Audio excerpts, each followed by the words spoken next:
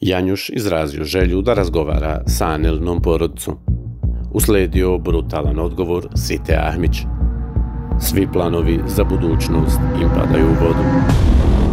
Oglasila se sestra trudne učesnice elite, te otkrila da li uopšte ona i majka žele da pričaju sa budućim zetom. Učesnici elite Anelija Ahmić i Marko Janjušević Janjuš, koji su nedavno saznali da će postati roditelji, već polako počinju da prave planove kako će da funkcionišu kada izađu iz realitija. Naime, njih dvoje su razgovarali o porodicama, a Janjuš je priznao da bi bio red da porazgovara sa njenom majkom, Jasminom i sestrom, poslije svega što se desilo između njega i Aneli. On je tu pre svega mislio na žestoke sukobe, uvrede pa nova izmirenja, a posebno na njenu trudnoću i planove za budućnost, koje shodno tome već treba da imaju. Pored toga, Janjuš i Aneli su pričali i o njenom mogućem preseljenju sa Nurom u Beograd.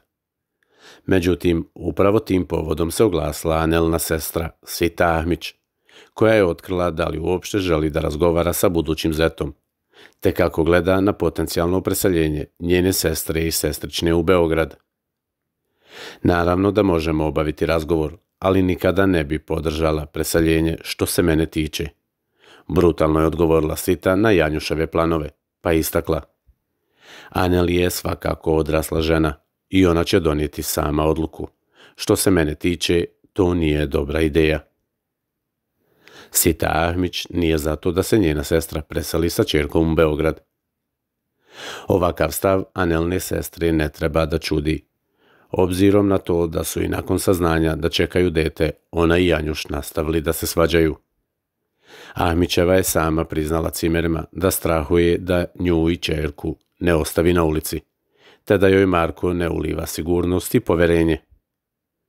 Čak je istakla da počinje da razumije njegovu bivšu suprugu Enu, jer smatra da se i prema njoj i njihovoj ćerci isto ponašao i da je njih dvije ostavio.